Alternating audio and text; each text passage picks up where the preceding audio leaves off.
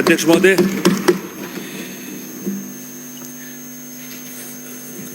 माननीय राज्यपाल जी ने जो अभिभाषण दिया है, हम सब जानते हैं जो इस सदन में बैठे हैं, जो चुन के आते हैं और जो राजनीति में रुचि रखते हैं, कि माननीय राज्यपाल जी का जो अभिभाषण होता है, सरकार गठन होने के कार्यकाल में आने के प्रथम अभिभाषण और उस कार्यकाल का 1 वर्ष बीतने के बाद में जो दूसरा अभिभाषण होता है, उन दोनों अभिभाषणों में प्रदेश की जो जनता है, जो हम माननीय सदस्य है, राजनीतिक दल के जो लोग हैं, वो सब ये आशा करते हैं कि प्रथम अभिभाषण में जो दर्शाया गया है, जो बताया गया है, जो पढ़ा गया है, उसके बाद में जब दूसरा अभिभाषण आता है तो उस अभिभाषण में हमने क्या किया है, एक रोड मैप की तरह सरकार में, और जो 14 महीने बीते हैं उसमें हमारा क्या योगदान रहा है, क्या कीर्तिमान स्थापित किया है, उसके बारे में उल्लेख होता है।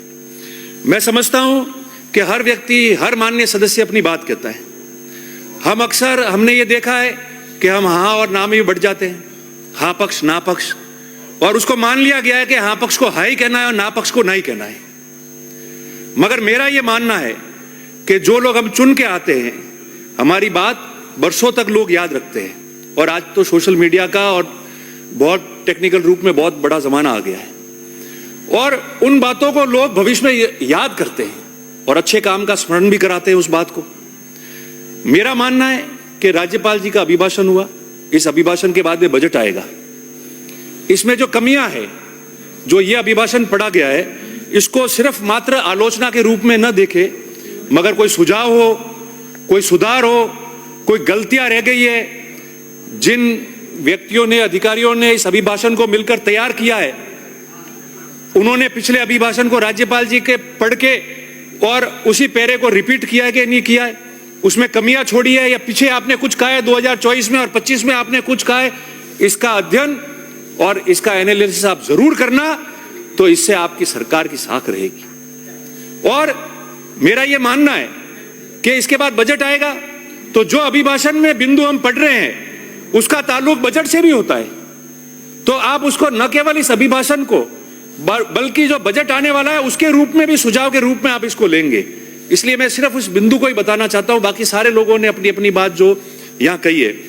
आप लोगों ने यह कहा था पिछले अभिभाषण में कि चुनाव में जो आपने वादे किए, जो चुनावी सभाओं में वादे किए हैं, जो विभिन्न यात्राओं में आपने वादे किए, वो संकल्प पत्र के रूप में भरा गया है, और जो संकल्प पत्र बनाया है वो संकल्प पत्र ही उस अभिभाषण में भी आपने कहा कि जो राजस्थान अराजकता में, अंधकार में, और उसमें इसको लाया गया है, उसको प्रकाश की ओर, और जो परिकल्पना जो प्रदेश की जनता करती है उसकी ओर आप ले जाओगे, मगर इसको रिपीट नहीं किया। आपने उस अभिभाषण में स्वर्गीय भैरू सिंह जी को याद किया और अंत्योदय स्कीम के बारे में आपने बताया। हम सबके नेता थे स्वर्गीय भैरू सिंह जी, सब उनके सम्मान करते हैं सदन के सदस्य के रूप में, मगर उसको आपने आगे बढ़ाया। इस अभिभाषण में वापस उल्लेख करते हुए उस पैरे को और उसको जन्म शताब्दी बनाने की बात हमने की थी उस समय, और आज आपने उसको आगे नहीं बढ़ाया। मेरे कहने का मकसद और मतलब यह है कि आपने जो संकल्प पत्र को आधार बनाया है, कोई भी पार्टी मैनिफेस्टो का आधार बनाती है और ये कहती है ये हमारा घोषणा पत्र है, हमारा मैनिफेस्टो है, हम चुनाव में इसके रूप में जाएंगे, ये सारे वादे पूरे करेंगे, और आपने एक कदम आगे बढ़कर संकल्प पत्र को उसका आधार बनाया था। मगर संकल्प पत्र को आधार बनाने के बाद में उसमें कितने पैरा पूरे हुए, क्या हुए, वो आप उसका विश्लेषण जरूर कर लेना। मैं आपको सीधे तौर पे 3-4 सुझाव, उसको आलोचना के रूप में आप नहीं लेते हुए, आप इसको सुझाव के रूप में ले, ताकि बजट में भी वो चीजें आ सके, और अगर कोई कमियां रही है इस अभिभाषण में जो राज्यपाल जी से सरकार ने पढ़ाया है, उस कमियों को भी आप दूर कर सको। अभी एक हमारे माननीय पूर्व सदस्यों ने एक बात कही थी, राज्यपाल जी ने अभिभाषण में अपने एक बात कही थी कि इस पवित्र मंदिर में बैठे प्रत्येक माननीय सदस्य के मन मस्तिष्क में अंतिम छोर पर खड़े व्यक्ति की सेवा करने का लक्ष्य होना चाहिए और उसकी भावना होगी, ये मां महिम जी ने कहा था।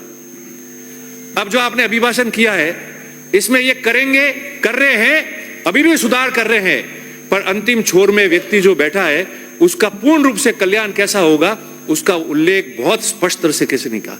मैं आपको वीकर सेक्शन के लोग जो वंचित है, जिनको सुविधाओं अभी तक नहीं मिली है, अभाव भी होगा सुविधाओं का, मैं उनके बारे में आपको 2-4 चीजें बताना चाहता हूं, क्योंकि अभिभाषण बहुत लंबा है, समय का अभाव है।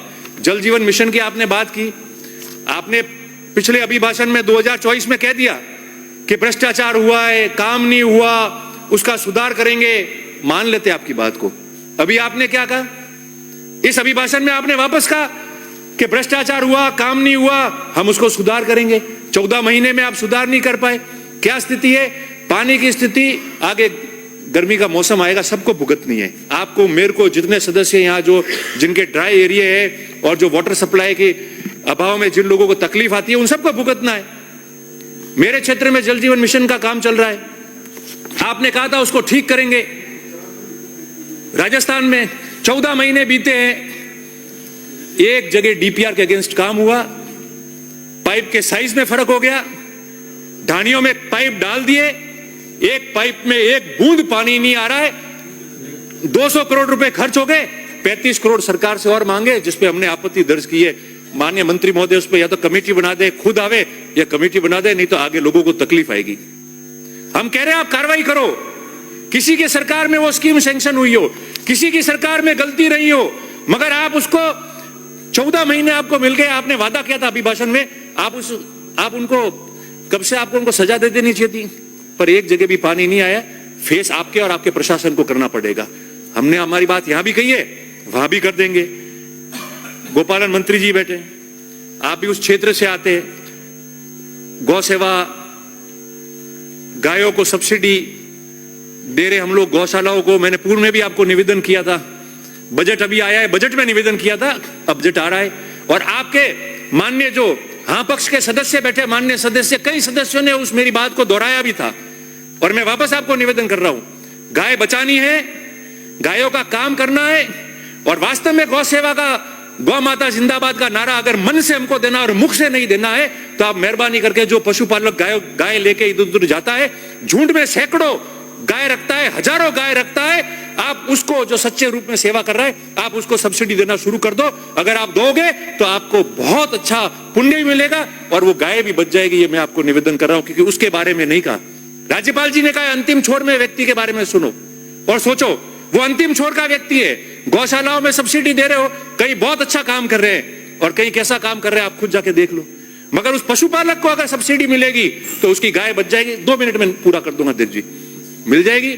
दूसरी 2 बातें मेरी थी, पट्टे की जो बात आई है, गुमंतु, अर्ध गुमंतु पशुपालक, डीएनटी के लोग, उनको आपने देने की बात की है, दिए भी है कई लोगों को, मगर वो अपना, आपका सपना साकार नहीं हो सकता, हमारा भी नहीं हो सकता है। क्योंकि पूर्व में वो गांव के बाहर रहते थे, बाड़े वहां होते थे, वो गोचर में जाके बस गए।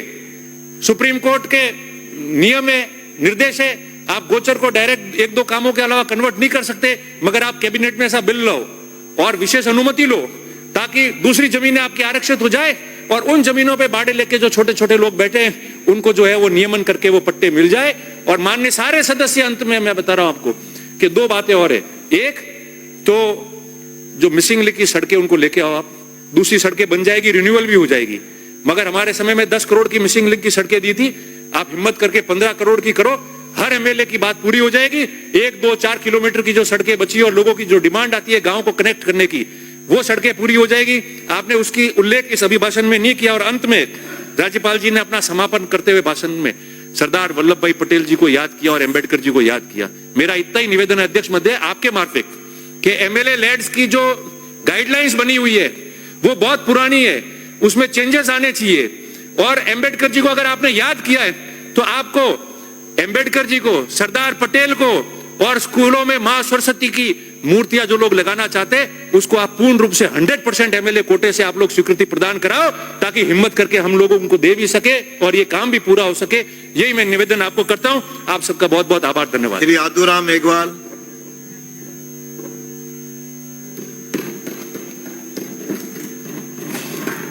माननीय अध्यक्ष महोदय, मैं 4 पंक्तियों के साथ में अपनी बात रखूंगा।